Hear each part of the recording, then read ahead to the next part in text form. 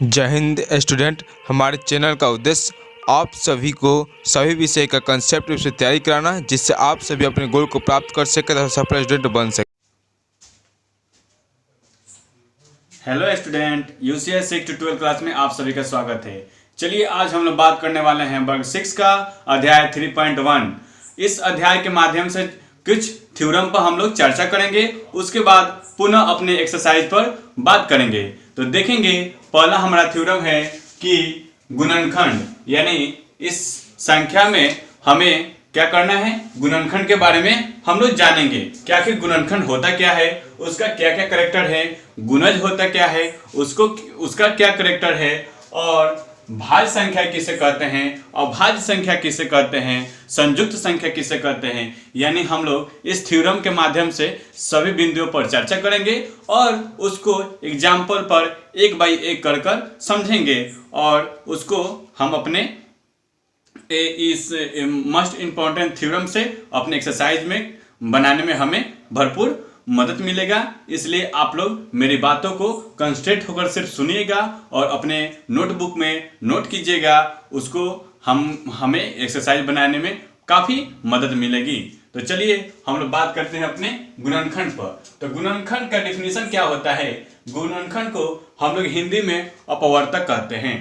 अगर गुणनखंड की बात की जाए तो उसको हिंदी में अपवर्तक कहते हैं और इंग्लिश में उसको फैक्टर भी कहते हैं। तो जानेंगे कि गुणनखंड का डेफिनेशन क्या है कि किसी संख्या का गुणनखंड उसका पूरा पूरा विभाजक होता है। यानी किसी संख्या का गुणनखंड उसका पूरा पूरा विभाजक होता है, उस संख्या को हम लोग क्या कहते हैं, गुणनखंड कहते हैं। जैसे मान लेंगे कि 12 का गुणनखंड, यानी देखेंगे कि मेरा 12 का गुणनखंड कौन कौन है। यानी यहाँ पर देख रहे हैं कि 12 का गुणनखंड 1 है, 2 है, 3 है, 4 है, 6 है और 12 है। यानी 12 के गुणनखंड का कहने का तात्पर्य है कि वैसी संख्या जो 12 को पूरा पूरा विभाजित कर दे, यानी पूरा पूरा उसको क्या कर दे, काट दे। जैसे कि मान लेते हैं हम यहाँ 16 ले लिए। अगर इसको कहा जाए कि 16 का गुणनखंड बतलाइए, तो 16 का गुणनखंड करने के लिए क्या करेंगे, एक तो 1 हो जाएगा, यानी 16 1 के पारा में आज आता है, यानी 1 से क्या होगा, 16 कट जाएगा। फिर देख रहे हैं कि 2, यानी 2 से भी क्या हो जाएगा 16, ये भी क्या हो जाएगा, कट जाएगा। और 3 से देखते हैं तो 3 से 16 नहीं कटेगा, तो इसको हम लोग गुणनखंड में नहीं लेंगे। वही बात 4 से देखेंगे तो 4 से मेरा क्या हो जाएगा, कट जाएगा। 5 से तो 5 से नहीं कटेगा। जो कटेगा यानी जो उस संख्या को, यानी जो हमारा 16 है, उस संख्या को जो संख्या काटेगी उसी को हम लोग वहां पर लिखेंगे। और 5 की बात की जाए तो 5 नहीं कटेगा, और 6 तो 6 भी नहीं कटेगा, 7 भी नहीं कटेगा, 8 क्या होगा जी, 8 काट देगा। और उसके बाद से 9 नहीं कटेगा, 10 नहीं कटेगा, 11 नहीं कटेगा, 12 नहीं कटेगा, 13 नहीं कटेगा, इस तरह नहीं कटेगा। और जो कटेगा उसको हम लोग यहाँ पर एक बार 16 लिख देंगे, क्योंकि 16 के पारा में 16 कितने बार में कट जाएगा, एक बार में कट जाएगा। तो इन दोनों एग्जाम्पल के माध्यम से हमने समझा कि गुणनखंड वह संख्या होती है, यानी गुणनखंड वह संख्या होती है जो उस संख्या को पूरा पूरा डिविजुअल कर दे, यानी पूरा पूरा उसको क्या कर दे बाबू, काट दे। अब हम लोग बात करेंगे, नोट में दिया हुआ है कि किसी संख्या का सबसे बड़ा गुणनखंड वह संख्या स्वयं होती है। अगर आपसे पूछ दिया जाए कि बतलाइए कि वह कौन सी संख्या है जिसका सबसे बड़ा गुणनखंड होता है, तो आपका आंसर होगा कि वह संख्या जो उस संख्या को पूरा पूरा विभाजित कर दे, उसका बड़ा वाला संख्या ही वो स्वयं क्या होती है, उसका गुणनखंड होता है। जैसे यहाँ पर देख रहे हैं कि हमारा 12 का सबसे बड़ा गुणनखंड कौन सा है, 12 है। 16 का सबसे बड़ा गुणनखंड कौन सा है, 16 है, क्योंकि वही एक संख्या है जो अपने आप को क्या कर सकता है, काट सकता है। ठीक है दोस्तों, आपका आंसर क्या होना चाहिए कि वह संख्या जो उस संख्या को पूरा पूरा काट दे, या उसको 12 संख्या को हम लोग क्या कहते हैं, उसके सबसे बड़ा गुणनखंड को ही क्या होता है, वही संख्या उसका स्वयं होती है।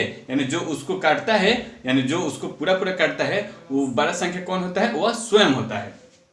अब बात कर लेते हैं कि किसी संख्या का गुणनखंड की एक निश्चित परिमित होती है। हाँ, ये गुणनखंड में कहेंगे कि कोई भी संख्या हो उसका परिमित होता है, यानी निश्चित परिमित होता है कि हाँ इसका इतना ही तक सीमा है, इसके आगे कोई संख्या इसको नहीं काट सकती। क्योंकि हम लोग यहाँ पर देखें, इस एग्जाम्पल में भी देखें कि 16 को क्या कौन कौन संख्या काट रहा है, 1 काट रहा है, 2 काट रहा है, 4 काट रहा है, 8 काट रहा है, 16 काट रहा है। इसके आगे वाले संख्या या कोई और संख्या है जो इसको काट दे, नहीं ना काट दे, तो हम कह सकते हैं कि गुणनखंड में क्या होता है कि संख्या परिमित यानी निश्चित होती है।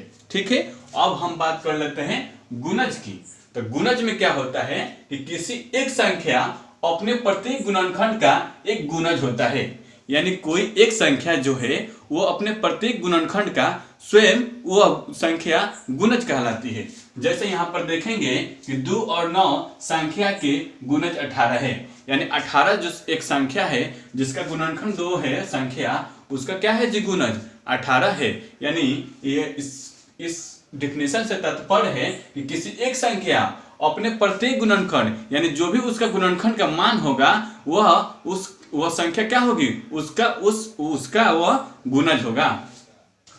अब बात कर लेते हैं, जैसे मान लीजिए कि हमारा क्या अब 15 का गुणज 15 हमारा क्या है, 15 हमारा क्या है गुणज है, और इसका गुणनखंड करें तो हमें क्या मिलेगा 3 और 5। ये क्या हो गया, दो संख्या का गुणनखंड ही तो गुणज का डिफिनेशन होता है। ठीक है, अब हम लोग बात करेंगे अभाज्य संख्या। अभाज्य संख्या को हम लोग रूट संख्या भी कहते हैं। ध्यान दीजिएगा, अभाज्य संख्या को ही हम लोग क्या कहते हैं, रूट संख्या कहते हैं। जैसे इसको इंग्लिश में प्राइम नंबर भी कहते हैं।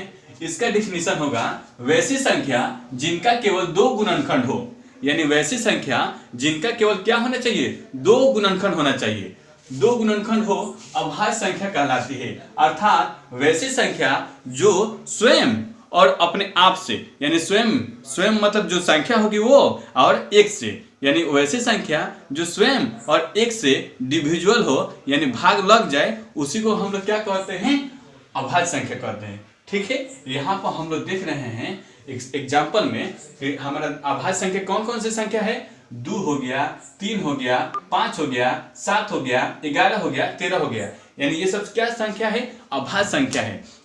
यहाँ पर हम लोग देख रहे हैं और डिफिनीशन में भी पढ़े कि वैसी संख्या जिनका क्या होना चाहिए, 1 और वह खुद से कटे, उसी को हम लोग क्या बोलते हैं, अभाज्य संख्या बोलते हैं। तो ध्यान देंगे कि यहाँ पर 2 क्या है जी, अभाज्य संख्या है। इसको हम लोग यहाँ पर समझेंगे कि 2 किससे किससे कट रहा है, एक तो 1 से कट रहा है और एक 2 से कट रहा है, यानी 2 का गुणनखंड क्या है, 2 का तो 2 ही थोड़ा गुणनखंड है कि एगो 1 से कटेगा, एक 2 से कटेगा। यहाँ पर मान लीजिए कि 2 को हम लोग भाग देने गए, 2 को भाग करने गए तो किससे कटेगा, एक 2 2, यानी एक बार में, एक के पारा में 2 बार में एक क्या हो गया, 2 कट गया।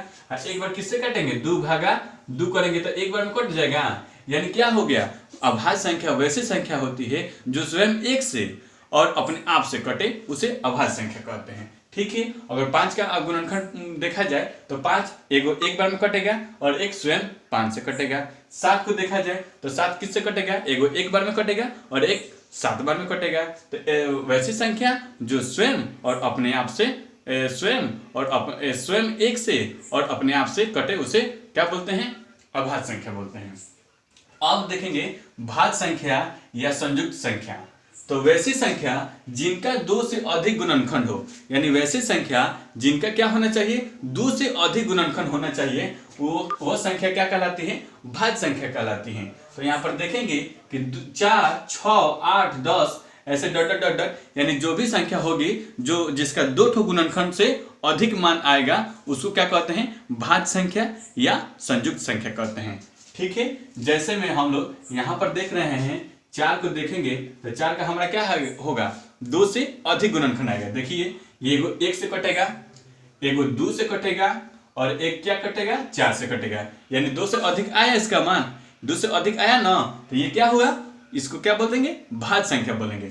और मान लीजिए कि 10 को ले लेते हैं, 10 का गुणनखंड निकालने को है तो एगो 1 से कटेगा, एगो 5 से कटेगा, एगो 2 से कटेगा, एगो 10 से कटेगा, यानी क्या होगा, ये संख्या क्या हो गई, यानी 2 से अधिक गुणनखंड आ रहा है, तो इस संख्या को क्या बोलेंगे हम लोग, भाज्य संख्या बोलेंगे। ठीक है, अब हम लोग नोट में देख रहे हैं कि सबसे छोटा भाज्य संख्या क्या है जी, 4 है।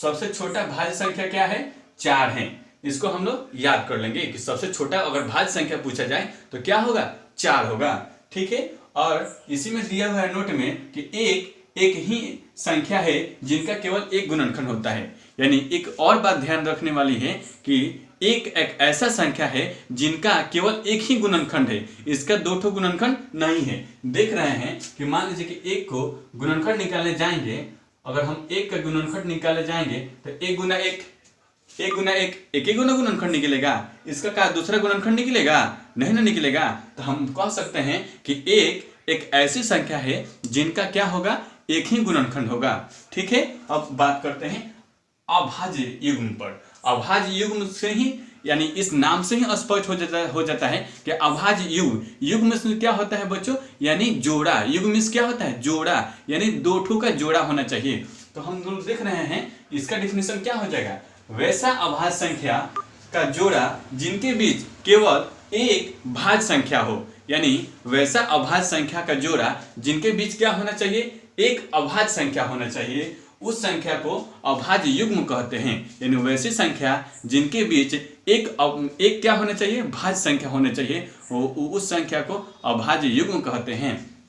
जैसे 3 और 5, 3 और 5 क्या है जी, कौन सी संख्या है, 3 भी अभाज्य है और 5 भी अभाज्य है। तो इन दोनों के बीच में जब हम लोग देखने गए, यहाँ पर 3 और 5 को हमारा एक अभाज्य युग्म हो गया, और इन दोनों के बीच में क्या कहा है, डिफिनेशन में क्या कहा है कि एक भाज्य संख्या होनी चाहिए। यानी 3 के बीच में क्या आता है, हमारा 4 आता है, 4 आता है ना। तो 4 क्या है जी, भाज्य संख्या है कि नहीं, 4 भाज्य संख्या है ना। तो 4 हमारा क्या हो गया, ये भाज्य संख्या है, और ये दोनों यानी जो युग्म के रूप में है ये क्या हो गया, अभाज्य युग्म हो गया। अब मान लीजिए यहाँ पर हम लोग देख रहे हैं 11 और 13, 11 और 13 क्या हो गया जी, ये अभाज्य युग्म हो गया। अभाज्य युग्म के बीच में कौन सी संख्या होगा, यानी 11 और 13 के बीच में कौन सी संख्या हो गया, 12 होगा ना। तो 12 क्या है, भाज्य संख्या है ना।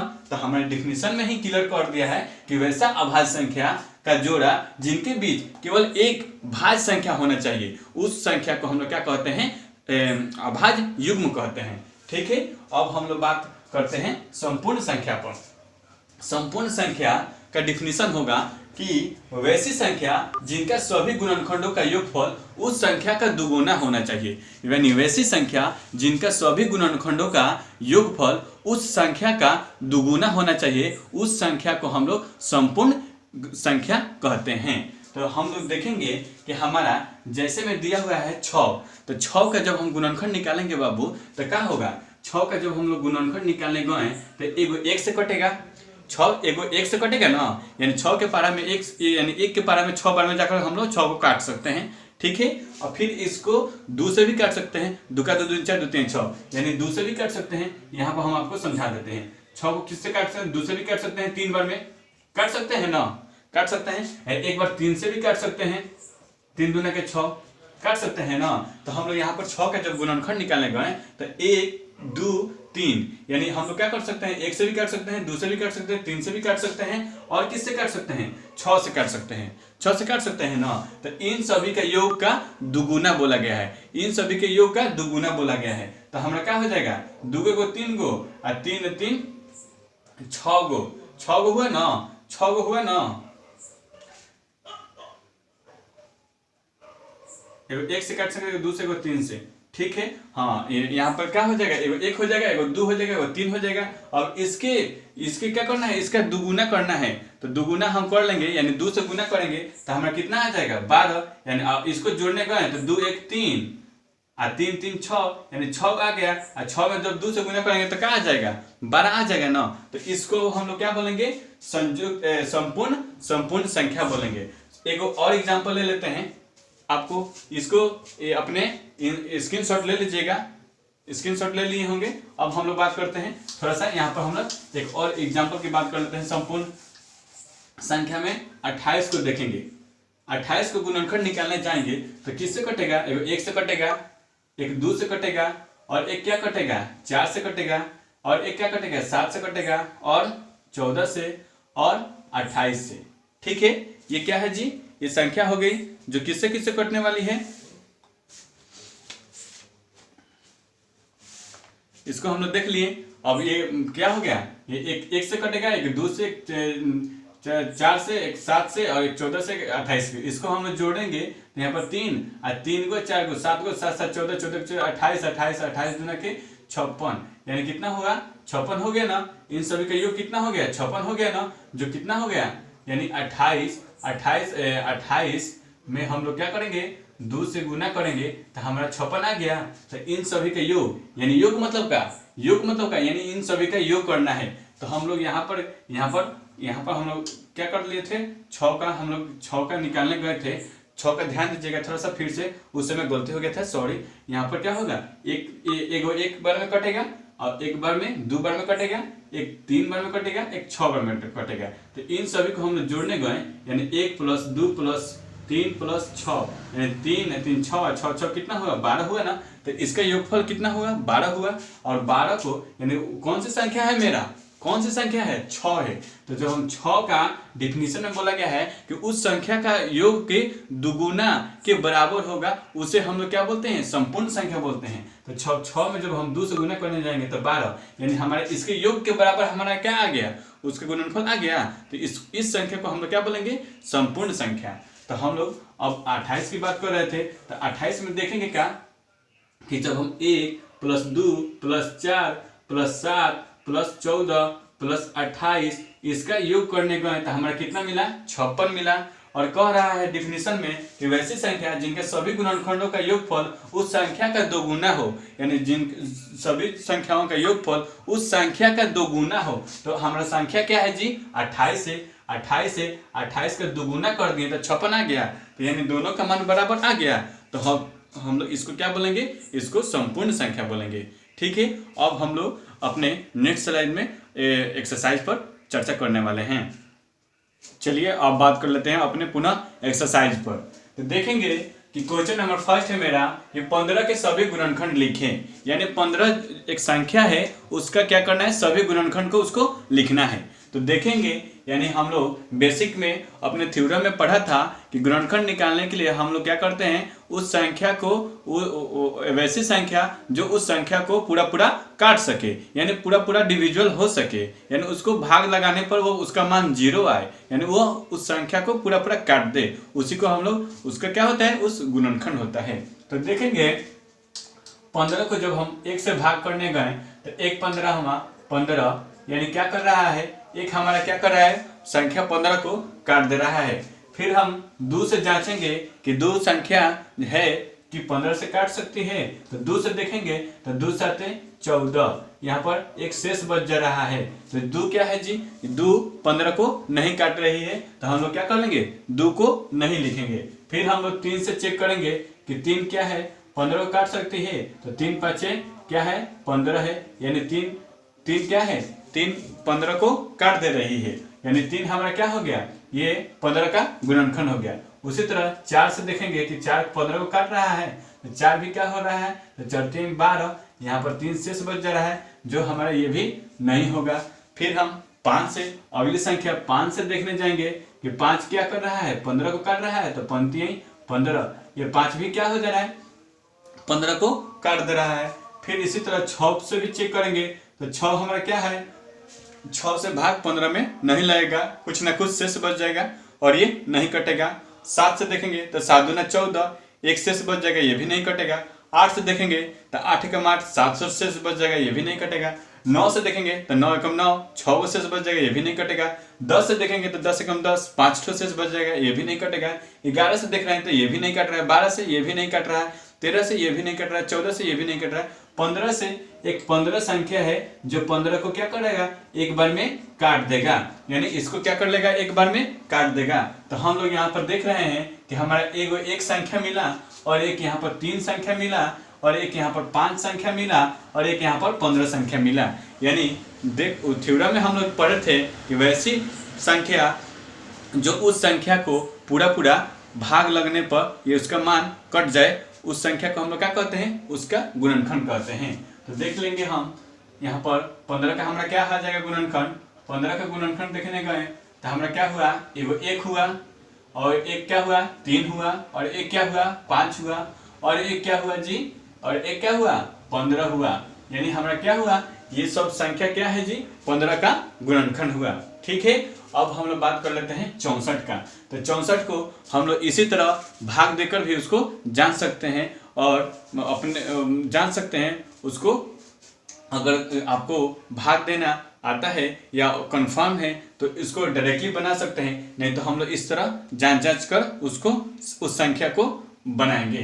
तो 64 को जब देखने गए तो 64 हमारा क्या है जी, एगो 1 से काट सकता है।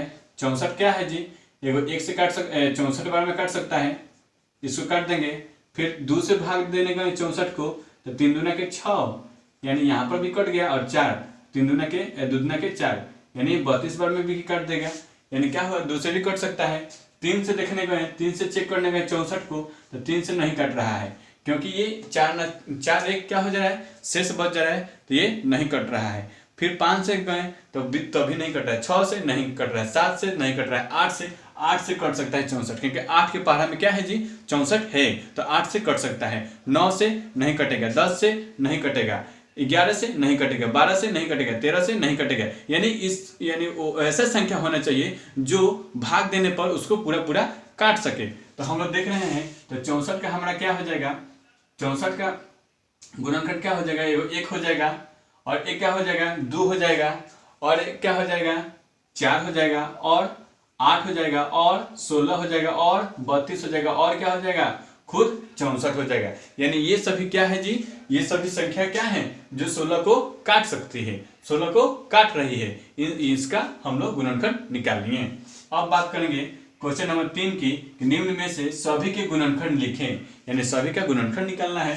तो हमारा 36 कौन कौन पहाड़ा में कट सकता है, 1 से कट सकता है, एक 2 से कट सकता है, एक 3 से कट सकता है, और क्या से एक कौन सी संख्या है जो कौन कौन संख्या है, तो हम एक 4 से भी कट सकते, 4 के पहाड़ा में 36 है ना, 36 कट सकता है। उसके बाद से 5 से नहीं कटेगा, 6 से, हाँ 6 से कट जाएगा, 6 के पहाड़ा में 6 बार में 36 है, तो 6 से कट गया। उसके बाद से 9 से, उसके बाद से 12 से, उसके बाद किससे कटेगा, 18 से, उसके बाद से 36 से, उसके बाद से 36 से कट जाएगा। अब कोई संख्या नहीं है जो 36 को काट सके।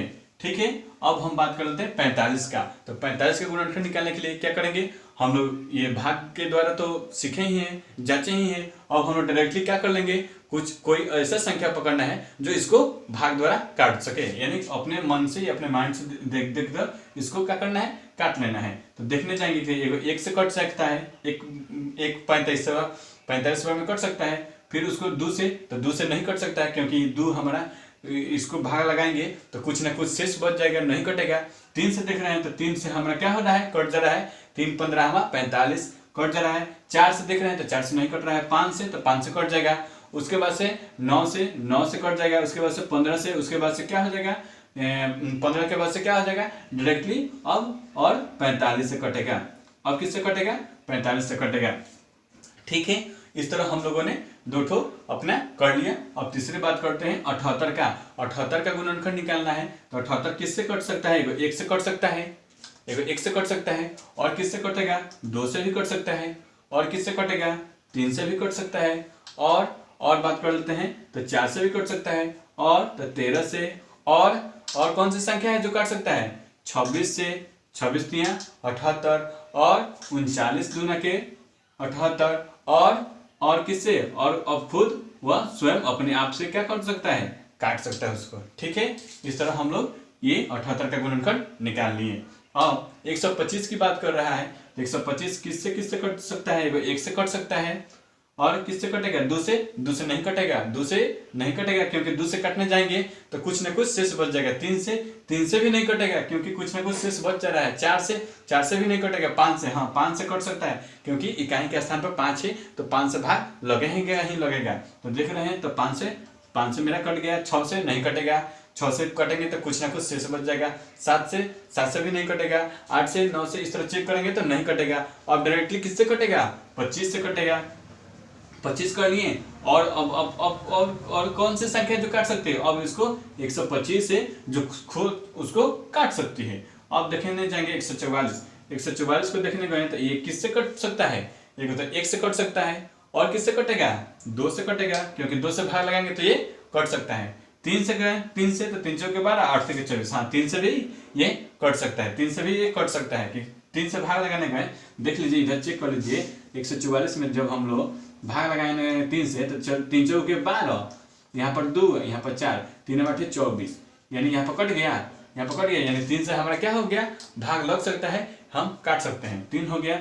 उसके बाद से 4 से भी कट सकता है कि 4 3 12 और फिर 6 चौके 24 कट सकता है। फिर 6 से, फिर 8 से, उसके बाद से 9 से भी कट सकता है, 9 से भी कट सकता है। उसके बाद से 12 12 144 12 से भी कट सकता है। उसके बाद से 16 से, उसके बाद से 18 से, उसके बाद से कुछ से कट सकता है। उसके बाद से 24 36 36, उसके बाद से देखने जाएंगे तो किससे कटेगा, 48 72 और खुद 144, यानी हमारा 144 का गुणनखंड निकल गया।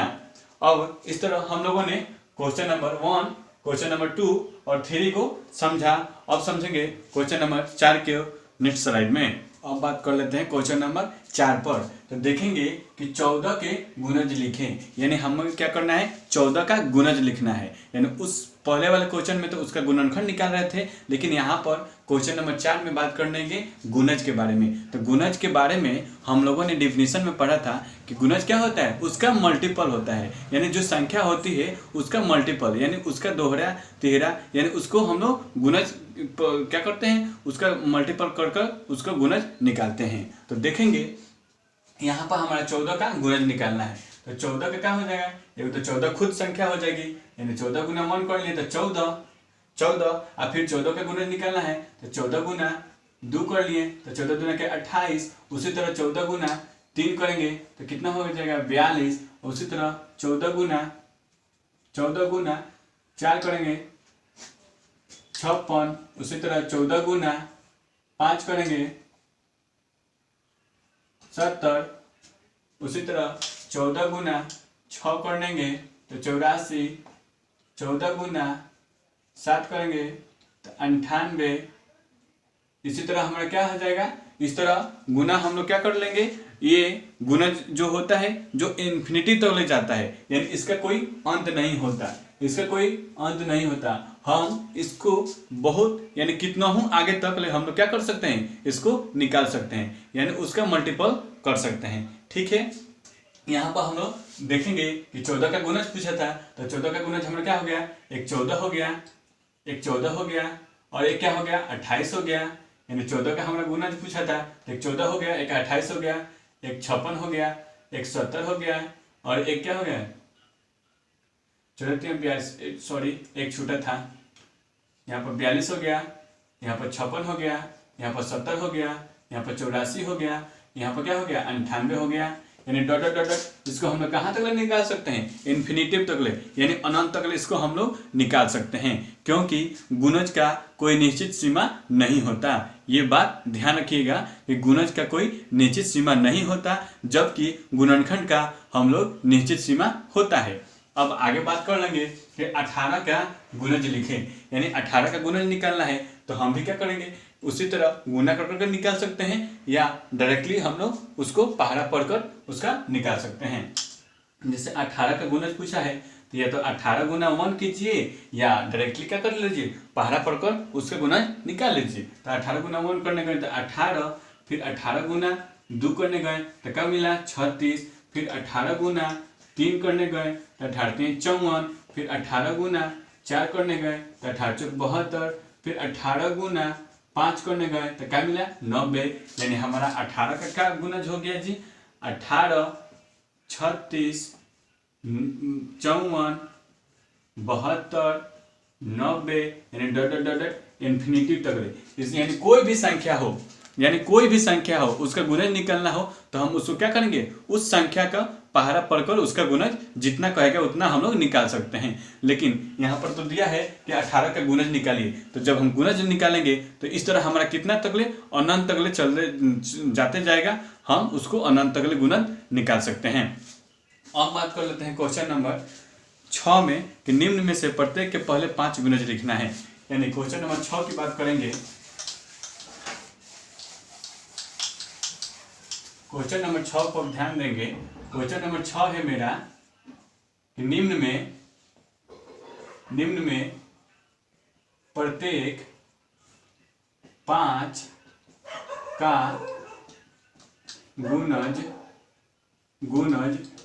निकालें। ठीक है दोस्त, यहाँ पर क्या करना है, यानी जो भी संख्या दिया हुआ है उसको क्या करना है, 5 तक उसका गुणज निकालना है। तो 6 के ए नंबर में देख रहे हैं, यानी 4 दिया हुआ है और 4 को क्या करना है, उसका 5 ठो यानी 5 संख्या तक उसका गुणज निकालना है। तो हम लोग उस समय यानी पीछे वाले क्वेश्चन में उसका तो हम लोग अनंत तक निकाल सकते थे, क्योंकि उसमें निश्चित सीमा नहीं दिया था। लेकिन यहाँ पर आपके क्वेश्चन में ही कहा गया है कि इसका 5 अंक तक यानी 5 डिजिट तक इसका गुणज निकालिए। तो हम लोग जब 14 का निकालने गए तो 14 गुना 1 कर लेंगे, फिर 4 गुना 2 कर लेंगे, फिर 4 गुना 3 कर लेंगे, 4 गुना 4 कर लेंगे और फिर 4 गुना 5 कर लेंगे। ये हमारा क्या हो गया, क्योंकि हमको 5 ही संख्या तक बोला गया था इसका गुणज निकालने के लिए, तो हम लोग इसको इस तरह भी निकाल सकते हैं। तो 4 में 4 1 से गुना करेंगे तो 4, और फिर 4 में 2 से गुना करेंगे तो 8, और फिर 4 में 3 से गुना करेंगे तो 12, फिर 4 में 4 से गुना करेंगे तो 16, 4 में 5 से गुना करेंगे तो 20। इस तरह हमारा 4 का गुणज क्या आ गया, 4 का गुणज क्या आ गया, 4, 8, 12, 16 और 20। यानी हमारा 4 का जब गुणज पूछेगा, हमें 5 ही संख्या तक बोला गया था, तो हम लोग इस तरह निकाल लिए।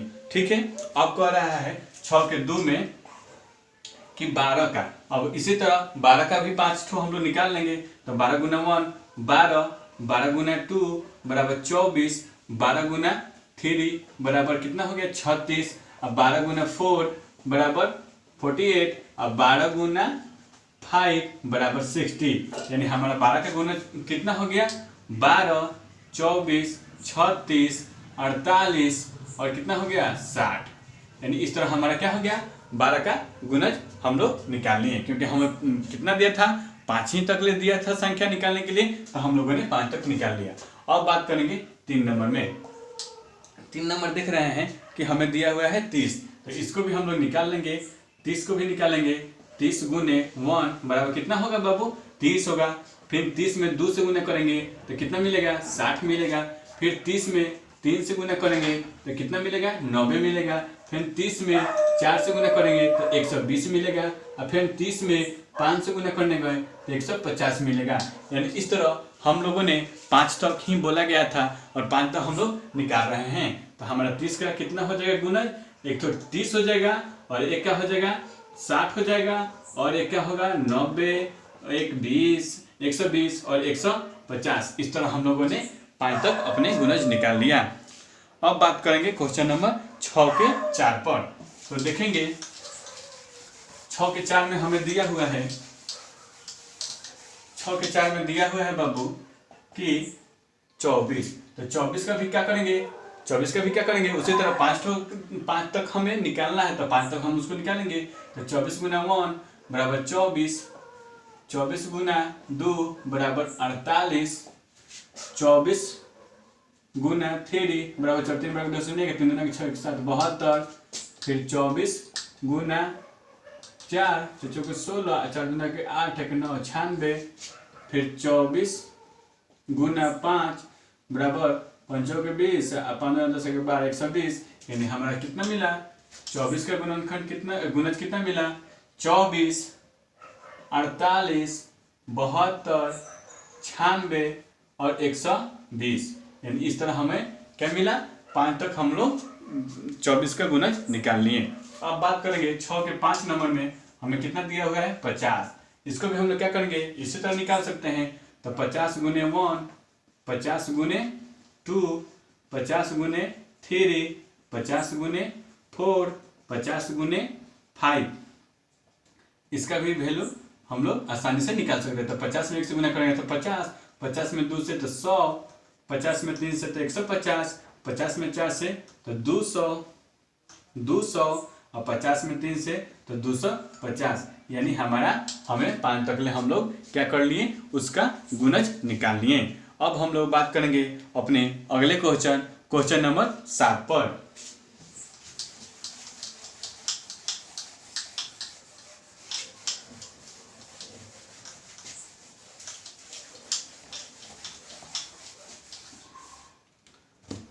क्वेश्चन नंबर 7 है मेरा। क्वेश्चन नंबर 7 पर ध्यान देंगे। सबसे छोटी अभाज्य संख्या, सबसे छोटी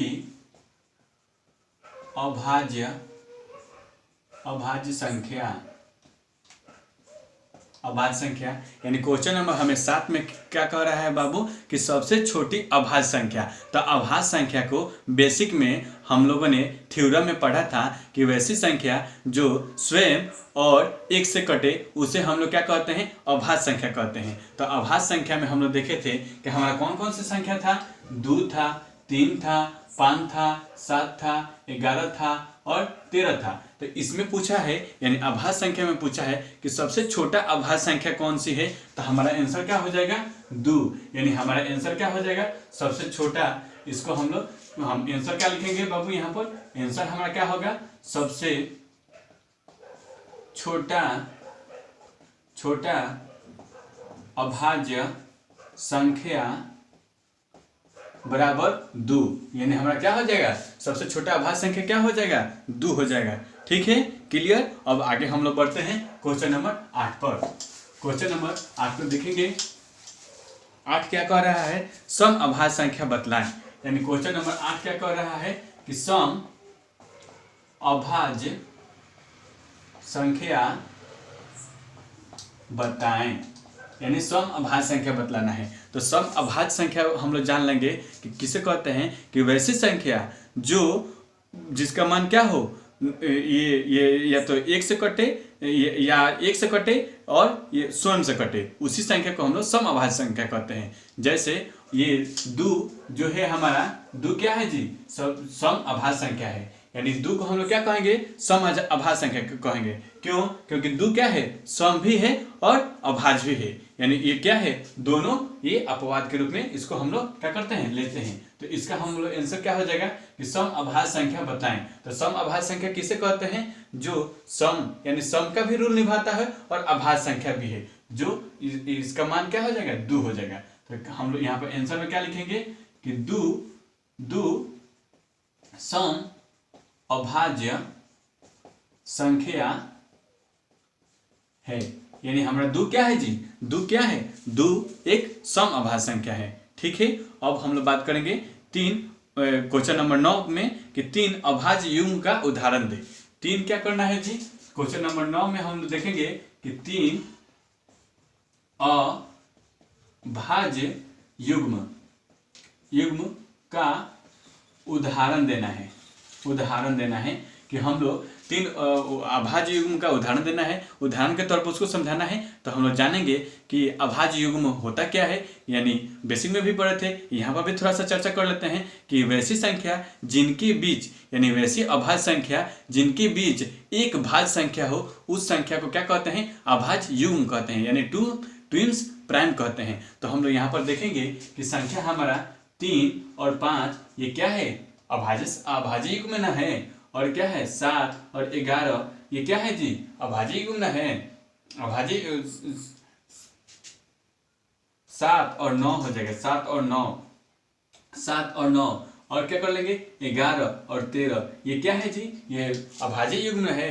ये इसका गुणनखंड क्या हो जाएगा कि इसका गुणनखंड हम लोग यहाँ पर देख रहे हैं कि ये वाला 7 और 8 9 नहीं इसको नहीं लेंगे हम लोग, इसको नहीं लेंगे।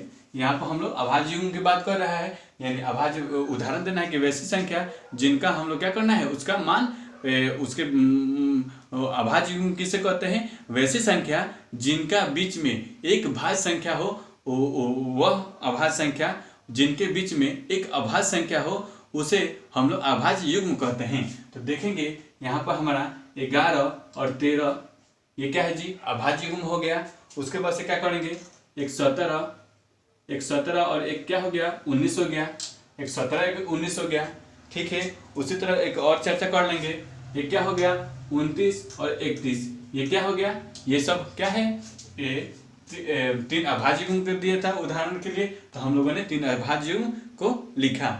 अब बात करेंगे क्वेश्चन नंबर 10 पर। क्वेश्चन नंबर 10 है मेरा,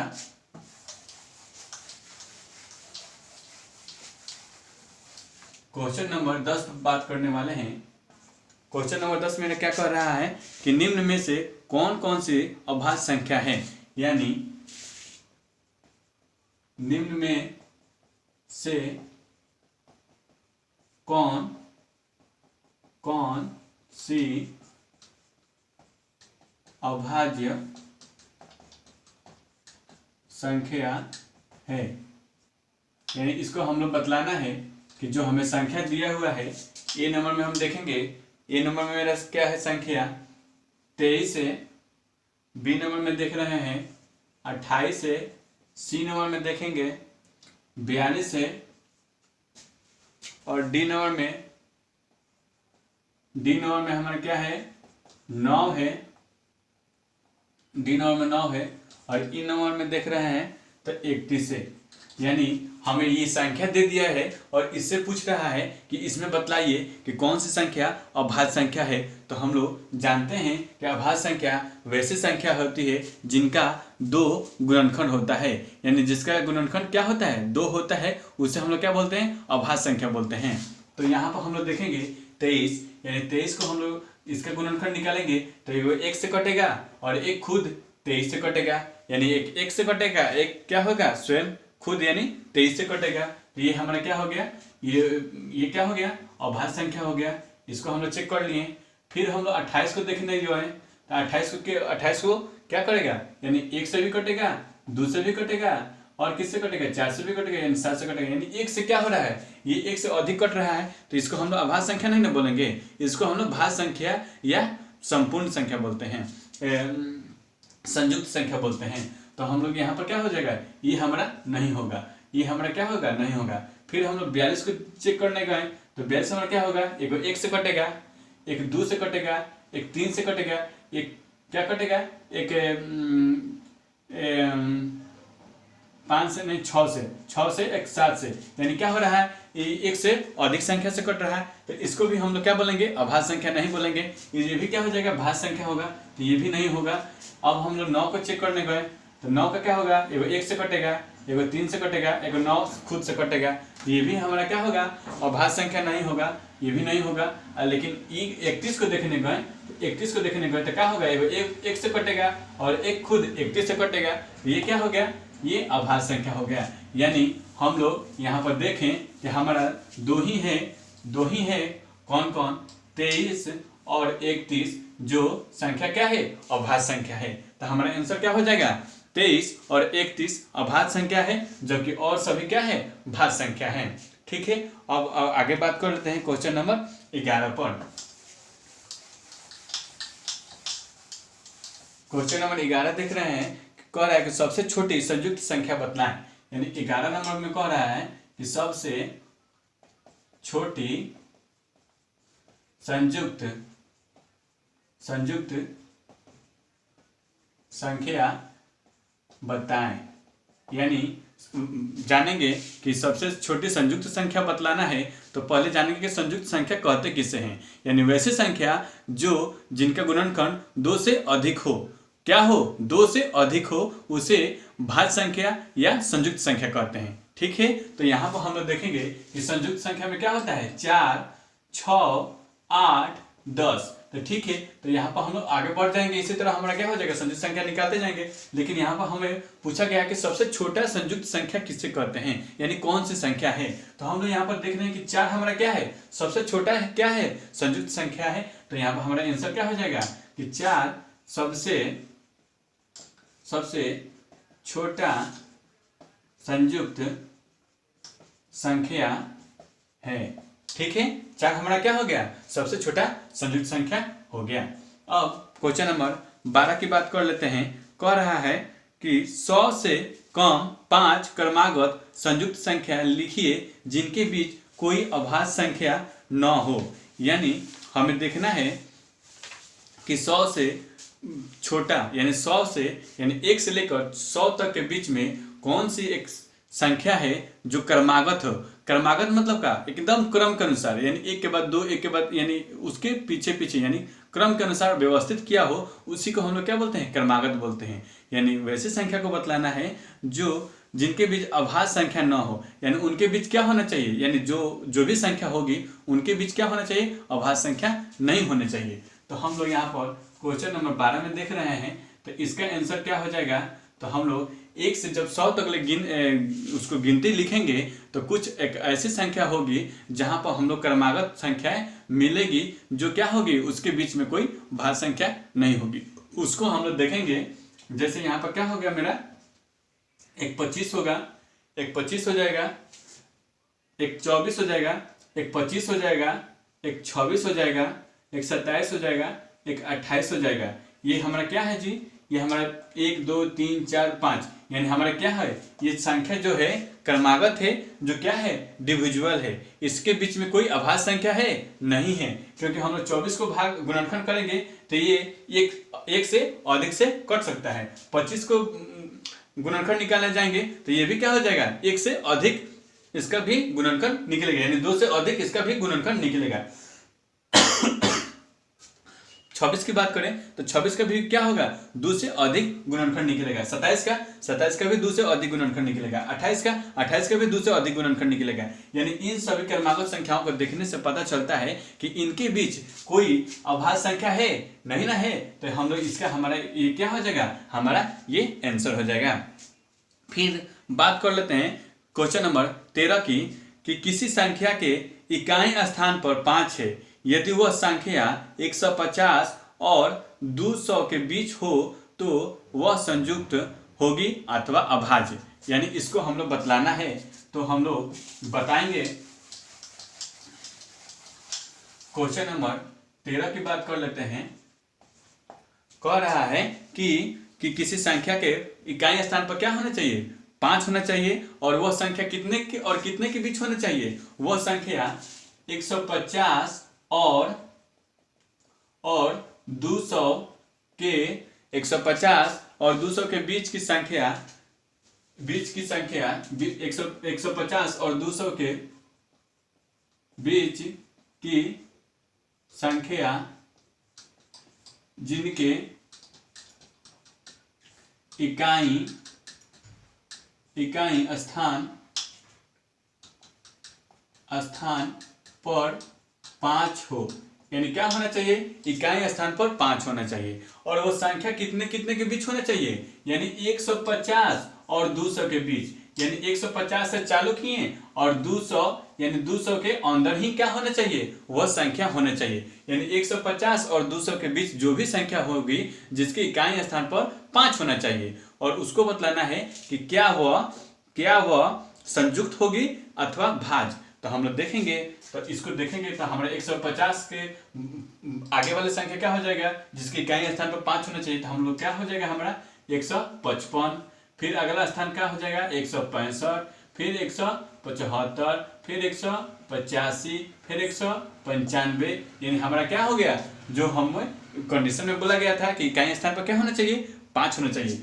तो आप देखेंगे कि ये संख्या संयुक्त है कि अभाज्य। तो हम लोग जानते हैं कि संयुक्त संख्या किसे कहते हैं, जिसका गुणनखंड 1 से यानी 2 से अधिक हो, जिसका गुणनखंड क्या होना चाहिए, 2 से अधिक होगा, तो उसे हम लोग क्या बोलेंगे, संयुक्त संख्या बोलेंगे। और अभाज्य संख्या किसे कहते हैं, जिसके गुणनखंड 2 हो, उसको क्या बोलेंगे, अभाज्य संख्या बोलेंगे। तो हम यहाँ पर देखने जाएंगे, अगर 165 को हम लोग इसका गुणनखंड निकालेंगे, एक तो 1 से जाएगा, और एक 3 से जाएगा, और एक 55 से जाएगा, और एक 165 से जाएगा, यानी क्या हो रहा है यहाँ पर 1 से यानी 2 से अधिक संख्या से क्या हो रहा है, इसका गुणनखंड का मान निकल रहा है। तो हम लोग इन सभी संख्या को क्या बोलेंगे, इन सभी संख्याओं को हम लोग संयुक्त संख्या बोलेंगे। ठीक है, इन सभी संख्या को क्या बोलेंगे, संयुक्त संख्या बोलेंगे। क्यों, क्योंकि इनका गुणनखंड का मान 2 से अधिक आ रहा है, इसलिए इन सभी संख्या को हम लोग क्या बोलेंगे, संयुक्त संख्या बोलेंगे। अब बात कर लेते हैं क्वेश्चन नंबर 14 पर। क्वेश्चन नंबर 14 है कि 10 से बड़ी किसी संख्या के अभाज्य होने के लिए उसके इकाई स्थान पर कौन कौन से अंक हो सकते हैं। यानी यहाँ पर आपसे बोला गया है कि 10 से वह कौन सी संख्या है जिसके इकाई स्थान पर कौन कौन सी संख्या होगी जो अभाज्य संख्या होगी। तो हम इसको बनाएंगे, क्वेश्चन नंबर 14 में देखेंगे, क्वेश्चन नंबर 14 का आंसर बनाएंगे तो क्या होगा कि 10 से बड़ी सभी अभाज्य संख्या। देखेंगे कि 10 से बड़ी हमारा कौन कौन सी संख्या है जो अभाज्य है। तो यहाँ पर 11 हो गया, 13 हो गया, 17 हो गया, 19 हो गया। यानी क्या है, ये 10 से बड़ी संख्या है जो अभाज्य है। तो यहाँ पर हम लोग देख लेंगे कि 10 से बड़ी अभाज्य के इकाई स्थान पर, तो 10 से बड़ी अभाज्य संख्या जिनका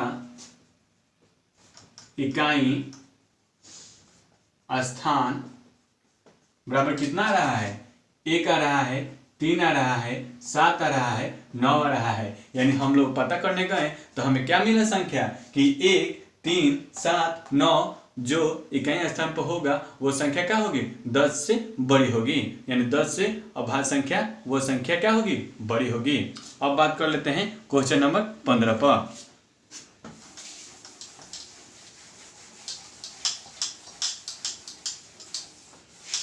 क्वेश्चन नंबर 15 पर ध्यान देंगे। बोल रहा है कि क्या कोई ऐसी भी संख्या है जिनका कोई गुणनखंड न हो। बोल रहा है कि क्या कोई ऐसी भी संख्या है जिनका कोई गुणनखंड न हो। तो हमारा यहाँ पर आंसर क्या हो जाएगा, नहीं। नहीं क्यों होगा बाबू, नहीं क्यों होगा, क्योंकि पूछा गया है कि क्या कोई ऐसा संख्या है जिसको बतलाइए कि उसका गुणनखंड नहीं हो सकता है। तो हम लोग कोई भी संख्या ले लीजिए, जैसे 5 ले लेते हैं तो 5 का एक क्या हो जाएगा, 1 हो जाएगा, और एक क्या हो जाएगा, 5 हो गया। यानी 5 का भी गुणनखंड क्या हो रहा है, गुणनखंड हो रहा है। तो ऐसा कोई भी संख्या नहीं है जिसका गुणनखंड नहीं हो सकता है। अगर हम मान लीजिए 1 को भी ले रहे हैं तो 1 को हम ले रहे हैं तो 1 का भी क्या हो जा रहा है, एक गुणनखंड, यानी एक गुणनखंड आ रहा है। तो इससे भी हम लोग क्या कहेंगे कि इसका भी गुणनखंड होता है। लेकिन ऐसा कोई भी संख्या नहीं है। इसका आंसर हो जाएगा 15 का आंसर हो जाएगा नहीं। ऐसा कोई भी संख्या नहीं है जिसका गुणनखंड न हो। ठीक है, 15 का आंसर क्या हो जाएगा, नहीं। ऐसा कोई भी संख्या नहीं है जिसका गुणनखंड न हो। किसी न किसी संख्या का गुणनखंड निकाला जा सकता है और निकलता है। ठीक है, अब बात कर लेते हैं क्वेश्चन नंबर 16 पर। 1 और 100 के बीच सिर्फ 2 संपूर्ण संख्याएं हैं, वे कौन हैं उसको बतलाना है। यानी हम लोग क्वेश्चन नंबर 16 को देखेंगे तो कह रहा है कि 1 से लेकर 100 तक ले 2 संपूर्ण संख्या है, उसको बतलाना है कि वह कौन सी संपूर्ण संख्या है, हम लोग देखेंगे। तो देख रहे हैं कि हम लोग एग्जाम्पल में भी यानी बेसिक थ्योरम में भी चर्चा किया था कि संपूर्ण संख्या किसे कहते हैं, और आप लोगों ने बहुत अच्छी तरह से उसको समझा। लेकिन हम लोग यहाँ पर भी उसको थोड़ा सा चर्चा कर लेंगे। तो देखेंगे कि 6 हमारा क्या है जी, 100 क्या है, संपूर्ण संख्या है। संपूर्ण संख्या का डिफिनेशन क्या है कि वैसी संख्या जिनका गुणनखंड का योगफल उस संख्या का दोगुना हो, उसे हम लोग क्या कहते हैं, संपूर्ण संख्या कहते हैं। तो देखेंगे हम यहाँ पर 6 का गुणनखंड करने जाएंगे तो एगो 1 निकलेगा, फिर 2 निकलेगा, फिर 3 निकलेगा, फिर 6 निकलेगा। इन सभी संख्याओं को हम लोग योग करने जा रहे हैं तो हमें कितना मिला, 3 3 6 और 6 6 12, यानी कितना मिला हमें, 12। यानी इनका योग कितना हो गया, 12। तो यानी उस संख्या का दुगुना के बराबर होता है, उसे हम लोग क्या बोलते हैं, संपूर्ण संख्या बोलते हैं। तो हमारा उस संख्या मतलब क्या, यानी जिस संख्या के बारे में बात हो रहा है वही ना संख्या है। यानी 6 हमारा क्या है, उस संख्या, यानी 6 हमारा संख्या हो गया, उसका दुगुना यानी 6 दूना 12 के बराबर होता है, उसे हम लोग क्या बोलते हैं, संपूर्ण संख्या बोलते हैं। तो हमारा क्या हो गया, 6 क्या हो गया, संपूर्ण संख्या हो गया। फिर हम लोग 28 को देखने जाएंगे तो 28 को हम लोग गुणनखंड निकालेंगे तो एक 1 से जाएगा, एक 2 से जाएगा, एक 4 से जाएगा, एक 7 से, और एक 14 से, और एक 28 से। ठीक है, तो इसको भी हम लोग करने गए, एक 3 से भी जाएगा, 3 से करने गए, 3 से भाग करेंगे 8 में 28 में, तो नहीं 3 से नहीं जाएगा, 3 से नहीं जाएगा। इसका क्या हो जाएगा, एक हो जाएगा, और एक क्या होगा, एक 2 होगा, और एक 4 होगा, और एक 7 होगा, एक 14 होगा, एक 28 होगा। ठीक है, ये हमारा ये क्या होगा, 28 का गुणनखंड होगा। तो इसका हम लोग एक योग करने गए तो 1 2 4 प्लस 7 प्लस 14 प्लस 28। तो हम लोग यहाँ पर देख रहे हैं कि 4 3 7 है, 7 7 7 14 14 14 28 28 28 दुना के 56, यानी कितना मिला, यहाँ पर 56 मिला। और उस संख्या के दुगुना के बराबर होना चाहिए, यानी 28 गुना 2 करने गए तो हमारा कितना मिला, 56 मिला। यानी 28 ये भी क्या हो गया, 28 हमारा क्या है, संपूर्ण संख्या है। यानी संपूर्ण संख्या का डिफिनीशन भी है कि वैसी संख्या जिनके गुणनखंड का योगफल उस संख्या के दुगुना के बराबर हो, उसे हम लोग क्या बोलते हैं, संपूर्ण संख्या बोलते हैं। तो हमारा क्या हो गया, 6 और 28 क्या हो गया, संपूर्ण संख्या हो गया। इसके अलावा कोई संपूर्ण संख्या नहीं है। जैसे हम लोग मान लेते हैं 15 का करने गए, 15 का गुणनखंड निकालने गए तो 15 का गुणनखंड क्या होगा, 1 होगा, एगो 3 होगा, एक 5 होगा, और एक क्या होगा, 15 होगा। ठीक है, ये हमारा क्या हो गया, ये संख्या हो गया। तो इसका योग करने गए 1 3 प्लस 5 प्लस 15, तो यहाँ पर क्या हो जाएगा, 3 8, ये कितना हो गया, 5 3 8 1 9 9 9 और 15 कितना हो गया, 9 और 15 15 5 20 24। तो 24 गुना 2 करने जाएंगे तो कितना मिलेगा, 48। 24 गुना 2 करने गए तो कितना मिलेगा, 48 48 मिलेगा ना, 48 15 5 20 और 20 और 3 23 1 24। 24 गुना 2 कर इसका योग करने गए तो 15 15 5 20 20 और 3 23 1 24। इसका योग कितना मिला हमें, 24 मिला, 24 मिला ना। इसका योग करने गए तो 24 मिला। और उस संख्या का दुगुना यानी 15 गुना 2 करने जाएंगे तो कितना मिलेगा, 30 मिलेगा। तो इसके बराबर हुआ, इसके बराबर हुआ नहीं ना हुआ, तो इसको हम लोग क्या बोलेंगे, इसको संपूर्ण संख्या नहीं बोलेंगे। 17 को ले लेते हैं, 17 का गुणनखंड निकालने जाएंगे तो 17 का गुणनखंड क्या निकलेगा, एगो 1 निकलेगा, एगो 17 निकलेगा, एगो 1 निकलेगा, एगो 17 निकलेगा। तो इसको हम लोग जोड़ेंगे तो कितना मिलेगा, 1 प्लस 17 तो बराबर कितना मिलेगा, 18 मिल रहा। अब 18 यानी फिर 17 गुना 2 करने जाएंगे तो 17 गुना के 34, इसके बराबर ये है, इसके बराबर है नहीं ना है। तो इसको हम लोग इन सभी संख्याओं को क्या बोलेंगे, संपूर्ण संख्या नहीं बोलेंगे, क्योंकि इसका योग उसके गुणनफल का योग के बराबर नहीं हो रहा है। ठीक है, अब बात कर लेते हैं क्वेश्चन नंबर 17 पर। 17 है कि निम्न में से, इसको मिटा देते हैं,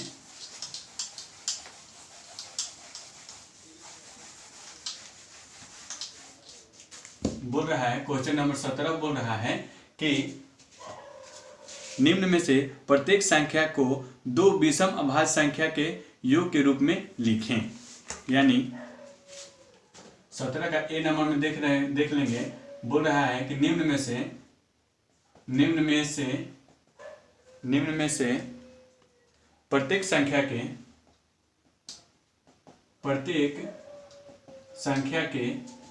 2 विषम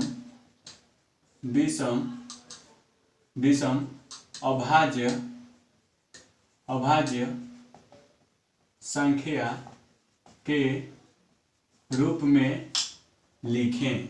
ठीक है जी, ये हमारा क्वेश्चन हो गया। अब 17 के ए नंबर में क्या दिया हुआ है, 17 के ए नंबर में क्या दिया हुआ है, 32। दूसरा में क्या दिया हुआ है, 40। तीसरा में क्या दिया हुआ है, 56। और 4 नंबर में क्या दिया हुआ है, 80। और 5 नंबर में क्या दिया हुआ है, 100। ठीक है, यानी ये हमारा क्या हुआ, संख्या दिया हुआ है और इसको बोल रहा है कि 2 विषम युग द्वारा इसको हम लोग उसके बराबर करना है। यानी प्रत्येक संख्या के 2 विषम अभाज्य संख्या के योग के रूप में लिखना है। यानी उसको जोड़ने के बाद से हमारा इतना के मान के बराबर आ जाना चाहिए। तो हम लोग पहले क्या कर लेंगे, पहले अभाज्य संख्या को हम लोग क्या कर लेंगे, उसको लिख लेंगे कि अभाज्य संख्या में कौन कौन सी संख्या होती है। अभाज्य संख्या, ठीक है, अभाज्य संख्या हम लोग देख लेंगे कि कौन कौन सी पहले होती है। यानी 1 से 100 तकले में कौन कौन सी संख्या है जो अभाज्य संख्या के रूप में होती है। 3 है, 5 है, 7 है, 11 है, 13 है, 19 है, उसके बाद से क्या है 23 है, उसके बाद से 29 है, उसके बाद से 31 है, उसके बाद से 31 के बाद से 37 है, 37 है, उसके बाद से 37 के बाद से 37 हो गया, 37 के बाद से 41 है, 37 के बाद से 41 है, उसके बाद से 43 है, उसके बाद से 47 है, उसके बाद से क्या है जी, 47 के बाद से क्या है, 53 है, 47 के बाद से क्या है, 53 है। यानी इन सब ये सभी हमारा क्या हो गया, ये सभी क्या हो गया, संख्या हो गई जो अभाज्य संख्या के रूप में है। अब हम लोग क्वेश्चन पर अपना ध्यान देंगे कि दिया हुआ है हमारा 32, तो 32 को दो ऐसा अभाज्य योग का योग के रूप में लिखना है जिसका मान क्या आ जाना चाहिए, हमारा 32 के बराबर आ जाना चाहिए। तो हम लोग यहाँ पर देख रहे हैं कि कौन सा दो उठाइए जिनका मान क्या हो जाना चाहिए, 32 के बराबर हो जाना चाहिए। तो यहाँ पर हम लोग देख रहे हैं कि 13 अगर 19 को उठा रहे हैं, 13 को और 19 को उठाएंगे, यानी हम 13 और प्लस 19 करेंगे तो इसके मान के बराबर आ जाएगा 9, कि 9 3 12, 12 के 2 हासिल 1, 1 1 2 1 3, यानी इसके मान के बराबर आ गया। तो हमारा क्या हो जाएगा, कौन से दो को विषम संख्या हो जाएगा, 13 और 19, 13 और 19 को उठा लिए तो हमारा कितना 32 के बराबर आ गया। अब बात कर लेते हैं, हमारा 2 नंबर में दिया हुआ है 40। अब 40 को हम लोग बनाने के लिए क्या करेंगे कि कौन सी संख्या होगा जो हम लोग उसको उठाएंगे। तो 40 को बनाने के लिए हम लोग क्या करेंगे, उसमें देखेंगे कि कौन से दो गो विषम अभाज्य संख्या है जिसका मान हम लोग उसको जोड़ने के बाद से आ जाए। तो देख रहे हैं हम कि यहाँ पर हमारा कितना हो गया,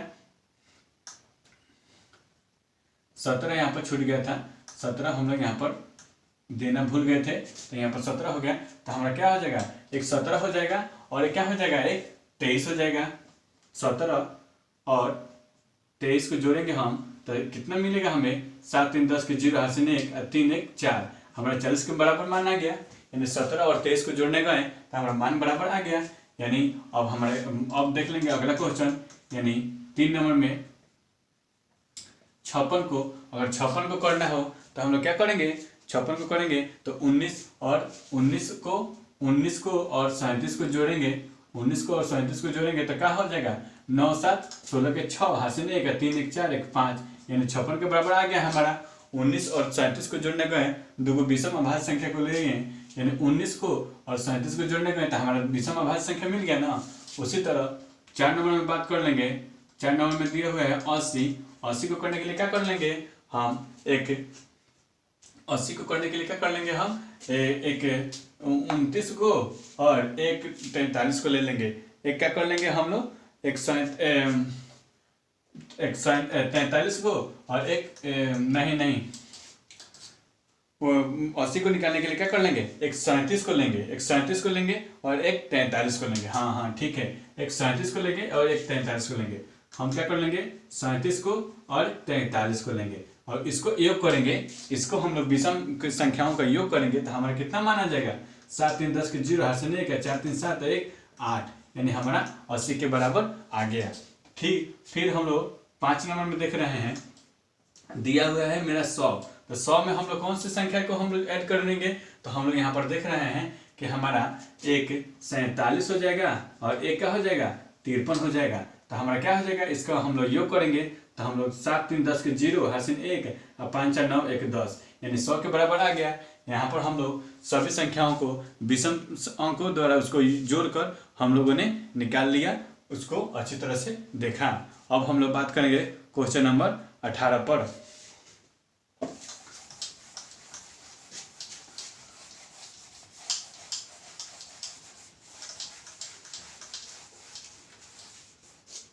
क्वेश्चन नंबर 18 पर ध्यान देंगे। 18 है मेरा, 16 से छोटी सभी अभाज्य और संयुक्त संख्याएं अलग अलग लिखिए। यानी 16 से छोटी अभाज्य और संयुक्त संख्या लिखिए। ठीक है, हमें क्या बोला गया है कि 16 से सभी छोटी अभाज्य और संयुक्त संख्या को लिखना है। तो हम लोग सर्वप्रथम क्या करेंगे कि 16 से छोटी संख्या बोला गया है, तो हम लोग 16 से पहले वाले संख्या यानी 16 से जो भी छोटा होगा उसको हम लोग लिख लेंगे।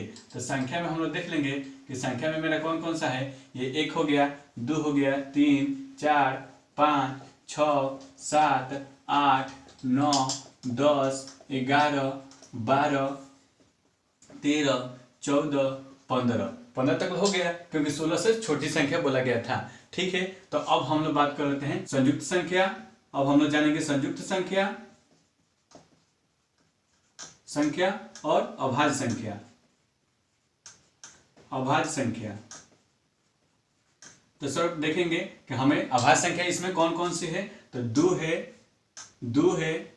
3 है, 5 है, 7 है, 11 है, 13 है। यानी हमारा अभाज्य संख्या क्या मिल गया, 2, 3, 5, 7, 11, 13। और संयुक्त संख्या में देखेंगे तो संयुक्त संख्या हमारा क्या है, 4 है, 6 है, 8 है, 10 है और 12 है। यानी हमें संयुक्त संख्या और अभाज्य संख्या को अलग अलग अपने निकाला। अब हम लोग क्वेश्चन नंबर 19 की बात करेंगे। इसको मिटा देते हैं। क्वेश्चन नंबर 19 है मेरा। क्वेश्चन नंबर 19 है कि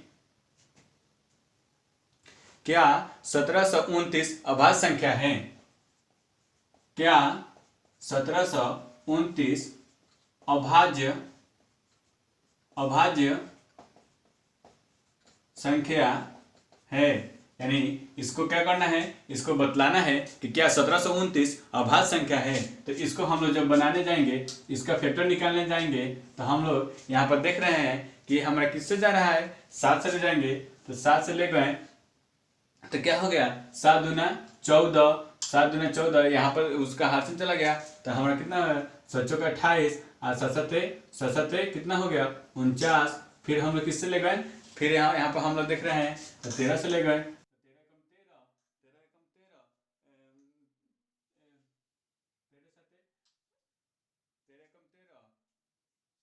13 में जब हम लोग 79 से गुना कर लेंगे तो हमारा कितना आ जाएगा, 279, 249 और फिर 79 में हम लोग एक बार में ले गए तो हमारा ये क्या हो जा रहा है, यानी इसका गुणनखंड क्या हो जा रहा है, 1 से अधिक आ रहा है। तो हम लोग यहाँ पर देख रहे हैं कि ये क्या हो जाएगा हमारा, ये इसको हम लोग अभाज्य संख्या नहीं बोलेंगे, कहेंगे कि नहीं ये 1729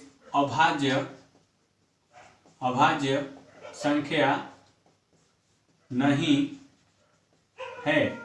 ठीक है, इसको हम लोग क्या बोलेंगे, 1729 अभाज्य संख्या नहीं है, क्योंकि इसका गुणनखंड 1, 2 से अधिक आ रहा है, इसलिए हम लोग इसको अभाज्य संख्या नहीं बोलेंगे। अब हम लोग बात कर लेते हैं क्वेश्चन नंबर 20 की। क्वेश्चन नंबर 20 की बात करेंगे तो देख रहे हैं क्वेश्चन नंबर 20 में कह रहा है कि निम्नलिखित में से जो सत्य हो उसके आगे सही का चिन्ह लगाएं और जो गलत है उसके आगे गलत का चिन्ह लगाएं। यानी 20 के 1 में देखेंगे, कह रहा है कि वह संख्या जिनका केवल एक अपवर्तक होता है वह संख्या 1 है। यानी कह रहा है कि वैसी संख्या जिनका अपवर्तक 1 होता है वह संख्या 1 है। तो हाँ 1 है, इसका सही होगा, क्योंकि एक ही एक ऐसा सवाल है जो हम लोगों ने बेसिक में पढ़ा था कि एक ही एक ऐसा अपवर्तक है, ऐसा गुणनखंड है जिसका एक ही गुणनखंड होता है। तो हम लोग इसको क्या बोलेंगे, सही बोलेंगे। यानी 1 का हमारा क्या हो जाएगा, सही है, इसका एक ही अपवर्तक होता है। अब बात कर लेते हैं 20 के 2 पर। 20 के 2 दिया हुआ है कि सबसे छोटी सम अभाज्य संख्या 2 है। यानी बोला गया है कि सबसे छोटी सम अभाज्य संख्या 2 है। तो हाँ, इसका भी आंसर क्या हो जाएगा, हाँ 2 क्या है, सम अभाज्य संख्या है। तो इसको भी हम लोग क्या कहेंगे, सही पर टिक करेंगे। फिर दिया हुआ है 3 नंबर की बात करते हैं हम कि सबसे छोटी संयुक्त संख्या 6 है। सॉरी, बोल रहा है कि सबसे छोटी संयुक्त संख्या 6 है, तो हम लोग यहाँ पर क्या कर लेंगे, इसको हम लोग गलत कर ठहराएंगे, क्योंकि सबसे छोटी संयुक्त संख्या 6 नहीं है। सबसे छोटी संयुक्त संख्या क्या है, 4 है, उसके बाद से 6 है, तो सबसे छोटी संयुक्त संख्या क्या हुआ मेरा, 4 हुआ। तो यहाँ पर इसका मान यानी 3 नंबर में क्या हो जाएगा, गलत हो जाएगा। वहां पर सबसे संयुक्त छोटी संख्या 6 नहीं होगा, 4 होगा। फिर हम लोग 4 नंबर की बात करते हैं। 4 नंबर में दिया हुआ है हमारा कि दो अभाज्य संख्याओं का योग सम होता है, यानी दो कोई भी अभाज्य संख्या होगा उसका योग सम होगा। तो यहाँ पर हम लोग देखेंगे तो इसका भी मान क्या हो जाएगा, गलत हो जाएगा, क्योंकि दो अभाज्य संख्या अगर ले लेते हैं, 2 और 5 को लेते हैं, 2 और 3 को लेते हैं, तो इसका हम लोग का योग यानी 2 और 3 का योग करेंगे तो हमारा कितना मिलेगा, विषम ना मिला, यानी अभाज्य संख्या ना मिला, तो ये हमारा सम कैसे हो सकता है, सम नहीं बोलेंगे, तो हमारे यहाँ पर आंसर क्या हो जाएगा, गलत हो जाएगा। फिर हमें 5 नंबर में क्या कर रहा है कि 2 को छोड़कर किसी भी दो अभाज्य संख्या का योगफल सम होता है, तो हम यहाँ पर क्या करेंगे, यानी हमारा 5 नंबर क्या होगा, सही होगा। क्यों होगा, क्योंकि यहाँ पर बोला गया है कि 2 को छोड़कर सभी सम संख्या, सभी अभाज्य संख्या सम होगा। तो हम लोग चलिए देख रहे हैं कि 2 को छोड़ दे रहे हैं, 2 अभाज्य संख्या को छोड़ दे रहे हैं, उसके आगे वाले संख्या को यानी 3 और प्लस 5 ले रहे हैं, तो इसका योग क्या हो जा रहा है, 8 हो जा रहा है, यानी हमें संख्या क्या मिल रहा है, सम मिल रहा है। तो हम इसको क्या कहेंगे, सही कहेंगे कि हाँ वह संख्या क्या है जी, सही है। अब हम 6 नंबर की बात करते हैं, तो कह रहा है कि सभी सम संख्याएं संयुक्त संख्या है, कह रहा है कि सभी सम संख्याएं संयुक्त संख्या है, तो नहीं, यहाँ पर 6 नंबर में क्या हो जाएगा, हमारा गलत हो जाएगा। सभी सम संख्या क्या है जी, संयुक्त संख्या नहीं है।